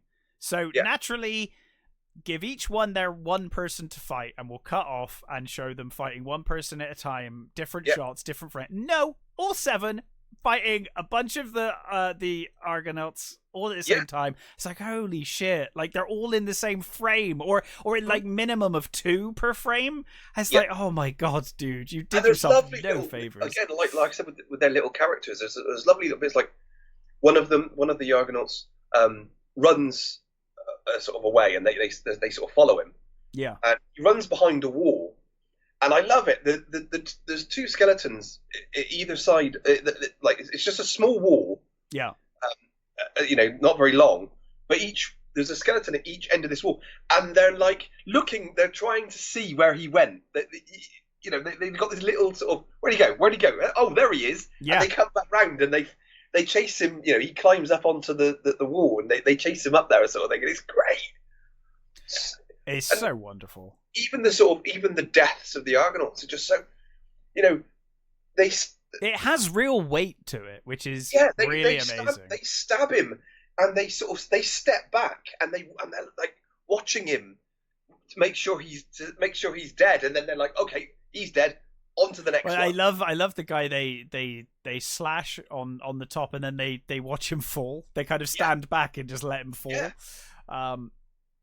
And you get the ones like some of them get beheaded and some of them fall in the ocean. Jason takes the head off of one of them, doesn't he? I always assumed the ones in the oceans are still alive.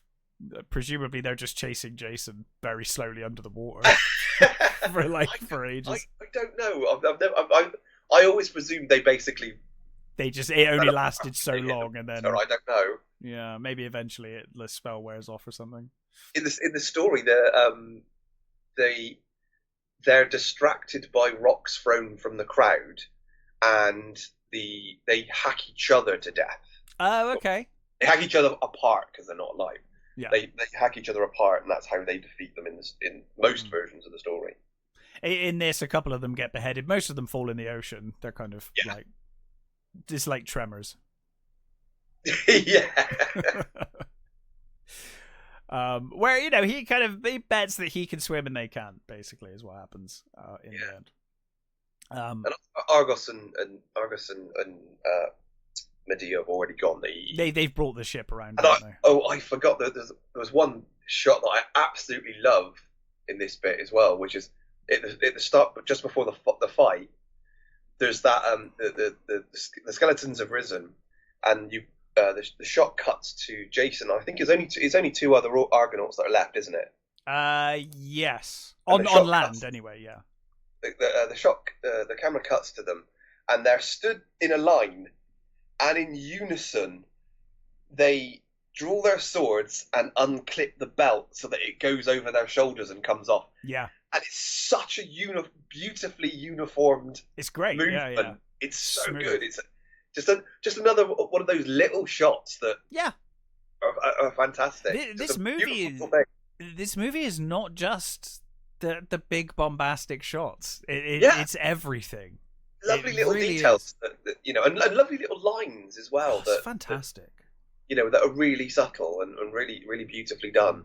Yeah, absolutely. So they sail away, and of course Jason kisses Medea as the gods look on. Zeus says to her, he's like, "Where the fuck are you going?" Because she's like, "Well, this proves I'm better than you at this. I'm good at this game." And she starts leaving, and he's like, "This is far from over." Yeah, I'm not done with him yet. No, absolutely not. He's gonna have more of it. I'm gonna have more adventures. Yeah, and I wish we did. And I like he says but for now, let him have his moment, sort of thing. It's like she's a pretty face, and I was always sentimental. Yeah. Like, no, you weren't, Zeus. You were not. History would seem to indicate that's not true. Well, but Zeus is. I mean, the stories of Zeus are so. I mean, he loves a pretty face. Yeah, he does, but he's so many stories of him basically impregnating. Yes, exactly. He's a bastard. I mean, he comes down as a golden shower in one of them. Yep. Disguises himself as a bull in another. Uh-huh. I think he disguises himself as a swan. It's like he's not just like having sex with these women. He's basically raping them in the form of rain. He's a total asshole. He's a horrible There's god. nothing sentimental about him. Yeah, no. But again, this is a kind of different depiction of Zeus anyway. It is a different depiction of the gods. Yeah. But I've always loved this depiction of them just playing their petty games and just kind of... Yeah, it's, as I said, it's one of my favourite depictions of them. Yeah. I think it's just because Honor Blackman and Niall McGuinness are just lovely actors. They work so well together. Hanging off each other so well. Yeah. It's a lovely little relationship they have. It is, yeah. So yeah, that was... I mean, it's a very different Zeus from Clash. Oh god, yes. Yeah. Laurence Olivier's Zeus is much more, I guess, godly and more commanding and more sort of like, that he has that more, I guess, traditional. Yeah, like now is almost disarming in the way he kind of is at this, Mm-hmm. But yeah, I love it. It's one of my favorite depictions as well. Yeah. But yeah, so that was Jason and the Argonauts from 1963. Obviously recommended. Yeah, I mean, Harryhausen did plan to do a second. Yeah, and he said he specifically left it where it is because of the story where it goes. Because you know what happens after this? No. With Medea and that. So, he marries Medea. They go back to the country. They basically end up killing. I assumed that was probably the case. And he has a load of kids by her, and then they basically run away because they killed this guy. They run away and they take refuge in another kingdom, right? Where Jason abandons Medea and marries the daughter of the king there. Right. So Medea then kills all their children and basically almost curses Jason, who basically is miserable for the rest of his life. And I think in most versions, he is killed by having the keel, I think it is, of the Argo land on him. Wow. Yeah. It's a nice happy ending. So there's yeah. So it doesn't go well for. I mean, Medea, she is forgiven of her murder of her children. Because I think she is the granddaughter of Helios, the god Helios, the sun god. Yeah. And I think also her aunt is Circe. Yeah. I remember rightly. So yeah, again, it's all those like families upon families and things, and relations to the gods and other heroes. But yeah, it doesn't. It's sort of, she kind of ends well for her. It sort of ends well for her, but not really for Jason. He turns out to be a bit of a dick, really. Yeah. So it would have been interesting to see where the second movie went. Not in that direction, I don't think. But yeah, Harry said, he specifically left the ending there. Oh, it's clearly set up for a sequel. I mean, yeah, clearly. Because he also wanted. I mean, Zeus might as well have winked at the camera when he's like, "There'll be more of these adventures." Yeah, and he obviously didn't want our hero, the people to go, "What the fuck, dude?" So he left it with him being the hero that James Bond will return. Yeah. James Bond will return. But yeah, I mean, I don't know if we mentioned it, but it's directed by Don Chaffey, who didn't know. Fucking amazing director. Directed some of my favorite episodes of TV, like The Prisoner. He did amazing Prisoner episodes, Danger Man, The Avengers. I mean, even like MacGyver, Airwolf. Yeah. If you were a big fan of like 70s, 80s TV, he did that. Did a load of films, obviously, before that, but transferred. He did 1 million years BC, which is another and, dinosaur movie. Viking Queen as well. Yeah, and so when I was looking at his things, there is a movie here that I saw when I was a kid that I had completely forgot existed. What is it? Chomps. Oh, Chomps. Yeah. Chomps. I have not seen this film. I'm looking at the saw poster this movie right when now. I was a kid, right? He's a super canine computer, the world's greatest crime biter. Brilliant. Yes. I love this. Chomps stands for Canine Home Protection System. Huh? And it's basically, it was a Hanna-Barbera movie. Wow. It's like the only live-action movie that Hanna-Barbera made, because I think it completely tanked. I need to see this film. But I saw this it's actually on YouTube. Oh, great. I'm going to watch that later. I'm watching it. I saw this as a kid, and I must have just completely wiped it from my memory, because I was like, when I was looking at his list of movies, I saw, oh, that's really familiar. That rings a bell. I looked it up, and I was like, oh my god, this movie, this is such a fucking weird movie. It's like this guy builds this robot dog. Yeah, I'm seeing the robot dog now. I'm seeing some robot side parts and sort of Benji-looking dog sort of thing. And then it's like the head of this. I think it's like a head of this rival organization, wants to steal the dog. So he sends these two like incompetent guys to steal the dog, and then it's the usual sort of like almost Disney sort of stuff. And I completely forgot about this movie, and it was just such a weird sort of like, oh my god, I saw this once as a kid, and I completely forgot. And it's such a weird movie. I just remember it being weird. It looks amazing. Yeah. So he directed that too. But I mean, 1 million years. Well, it looks like in some countries it was called Benji the Hunted. Yes. Which is it's like nothing to do with Benji, but the dog looks the same, so why not? I mean, those Benji movies, they made shitloads of those bloody things. I wonder if there's a cut out there that just somehow butchers it all together so that they ignore the subplot. Probably. Oh, wow. Yeah, he was a really cool director. Oh yeah, I mean, like I said, some of his Prisoner episodes were the best. Oh, he did Pete's Dragon as well. I forgot. Yeah, I've got a soft spot for Pete's Dragon. Never seen the remake though. No, me either.